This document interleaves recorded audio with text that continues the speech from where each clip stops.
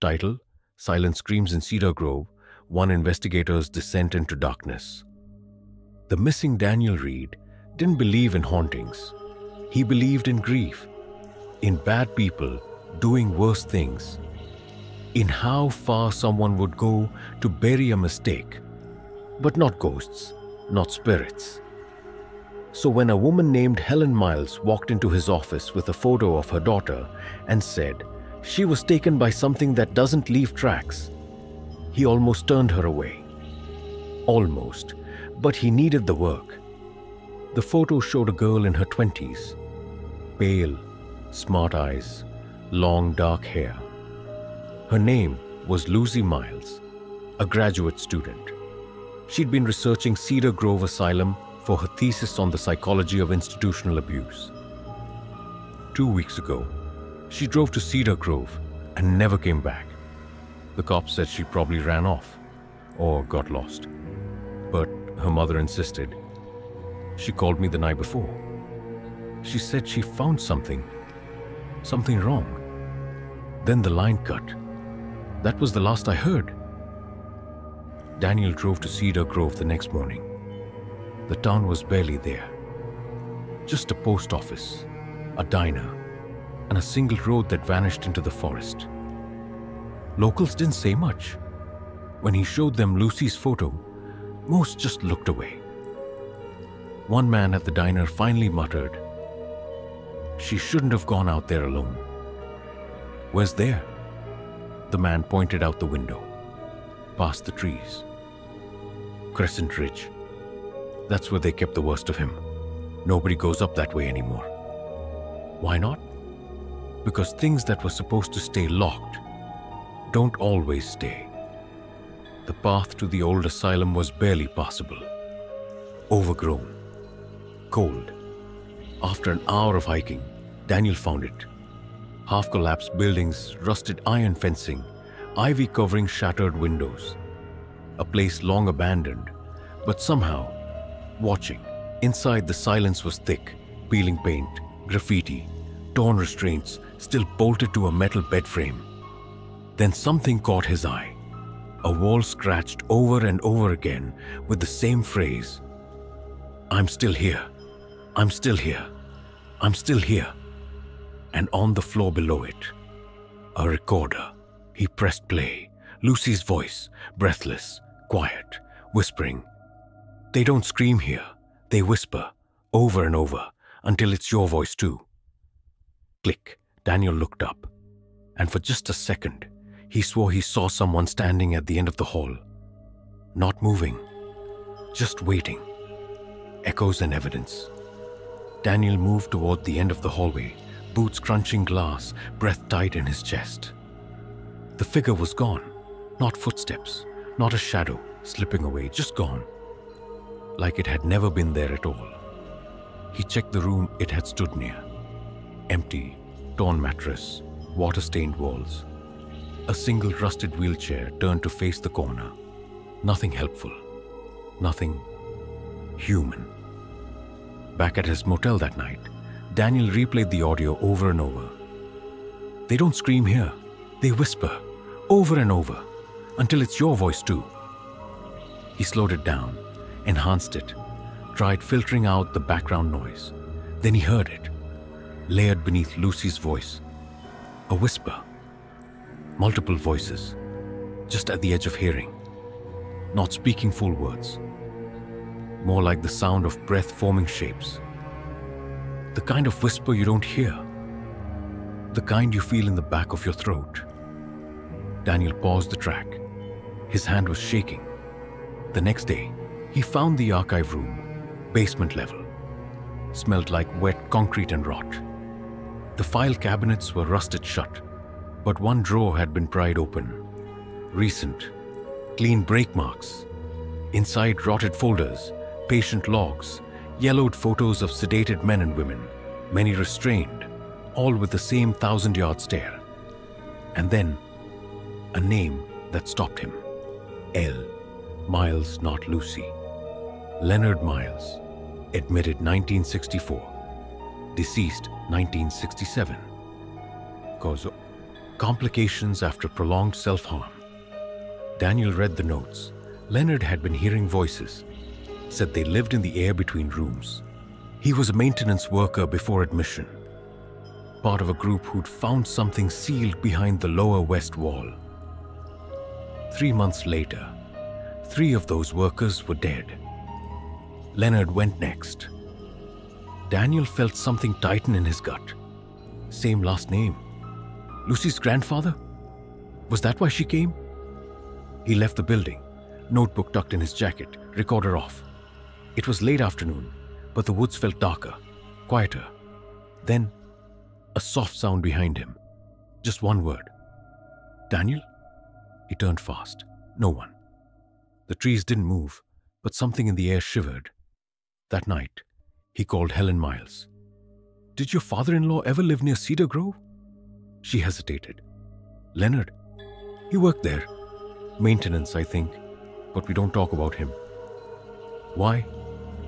He died in the asylum. They said he lost his mind. Daniel paused. Your daughter knew that. I think she found out, Helen said. That's when she got obsessed. She said he didn't belong there, that it wasn't mental illness. It was something else.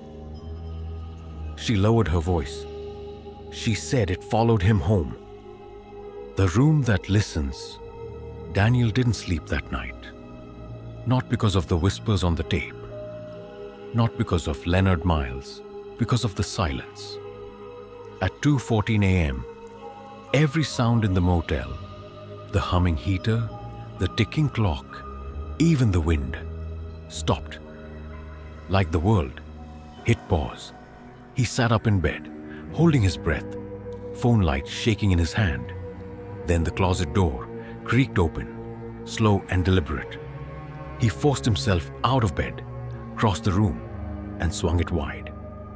Empty, but on the inside of the closet door, scratched into the wood. She's in the quiet room. He returned to the asylum in the morning, armed now with bolt cutters, gloves, and 2 flashlights, one for backup. The west wing was more decayed than the rest, choked with vines, half of it collapsed. But near the far end, past the sagging hallway, he found it. A door marked Quiet Room 3. Welded shut. He forced it open. Inside, pitch black, no windows, padded walls, torn. A small metal cot bolted to the floor. And the smell. Wet, rusted metal, and something deeper, older. He swept the room with his flashlight. In the far corner, something moved. He stepped back, light locked on it. It wasn't a person. It was a figure made of cloth. A mock body, stitched together from hospital gowns, restraints, and shreds of hair. A crude, faceless effigy, its mouth sewn shut. And on the wall behind it, painted in dry, dark strokes. They never stop. They only change faces. Daniel stepped closer. The air felt thick, like breathing underwater. Then, a whisper behind him. Help me. He spun around, flashlight flicking. No one there. He turned back to the figure. It was now facing him. Daniel stumbled out into the light, lungs burning. He dropped the recorder without realizing it. By the time he got back to his car, he was covered in sweat and dust. But something else too. Smears, faint handprints on his jacket, child-sized. Back at the motel, he took a long shower, tried to tell himself what he saw was a hallucination, Moldavian dust, oxygen deprivation. Then his phone buzzed, one new voicemail, no number, timestamp 2:14 a.m. He played it, first a static, then breathing, soft, wet, steady. Then Lucy's voice. It wears them, all of them, and now it knows you. Click. The thing beneath. Daniel left Cedar Grove at dawn. He didn't pack, didn't eat. He just drove. Dirt still under his nails, Lucy's voice still echoing in his skull. It wears them, all of them, and now it knows you. He made it 50 miles before the radio in his car turned itself on. A single voice, faint and warbled, crackling through the static. Come back. He slammed the power off, but the air around him felt wrong again. The pressure, like something riding with him. He pulled into a diner on the highway. A dead zone. No signal. No people inside. Just a girl behind the counter and the flickering of a fluorescent light that buzzed in waves. He ordered coffee and sat near the back, trying to collect his thoughts. Then he saw it.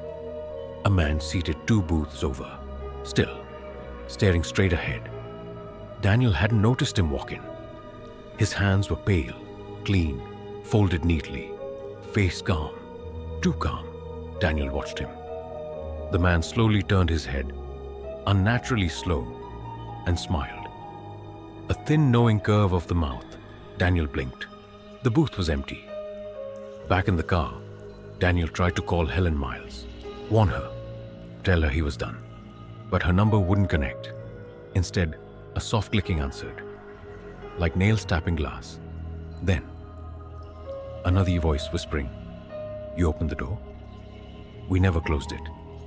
He drove back. He didn't know why, but part of him did. The tape, the voices, the quiet room. All of it had wrapped around him like a net, and pulling away only made it tighten. He reached Cedar Grove just as the sun dropped behind the trees. He parked at the asylum and walked back through the hallways like a man heading to the gallows. Inside, Quiet Room 3, the effigy, was gone. But the walls had changed. No more scratches, no more stains. Now, they were covered in photos, hundreds of them. Every missing person tied to the asylum since 1952. Faces Daniel didn't know. And in the center, Lucy Miles. Her photo pinned dead center, smiling. But not the photo he'd been shown. This one was new, taken inside the quiet room. Behind her, a blurred looming shape. No eyes, just a stitched smile. The voice that wasn't hers. Daniel didn't remember falling, but he was on the floor. The photo still covered the walls, but now the air in the quiet room felt alive. Charged, humid, vibrating slightly like a deep, invisible hum, pulsed through the building itself. His flashlight flickered, then died. Total darkness, and in that dark, a voice. Not Lucy's, not his, just a low, ragged whisper that sounded like someone wearing breath. "You brought her back, but not all of her." Daniel stood, fumbling, found the door. It was closed, locked. He didn't remember closing it. Then the floor beneath him shifted. Not dramatically, not like a quake. Just a subtle, sickening sag, like something huge had moved beneath it. He used his shoulder, slammed the door until it gave way. He staggered out into the hallway and didn't look back.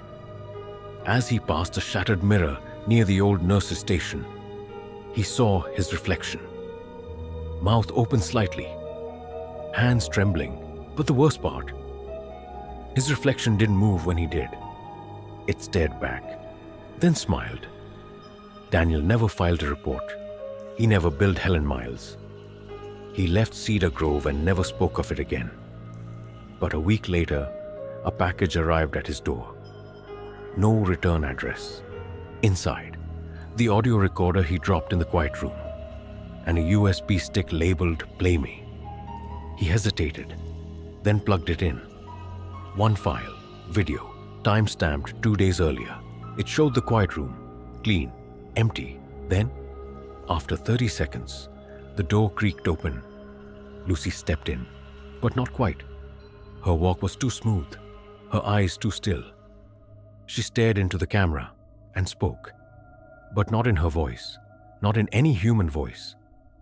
"We are the silence. We are the scream. And now you carry us too."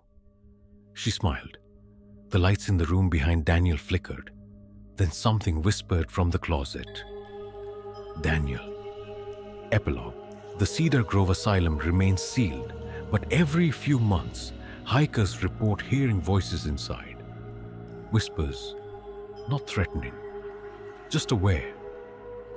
They say sometimes, if you press your ear to the door of Quiet Room 3, you can hear someone breathing on the other side, matching your rhythm. And if you hear your name, it's already too late. Thanks for watching Haunted Chronicles. If you heard the whispers, don't ignore them. Subscribe for more true-feeling tales of terror. And remember, the most dangerous places aren't haunted by ghosts. They're haunted by the truths we bury. New horrors every day. Like, share, and stay close to the light. You never know what's watching when the night falls.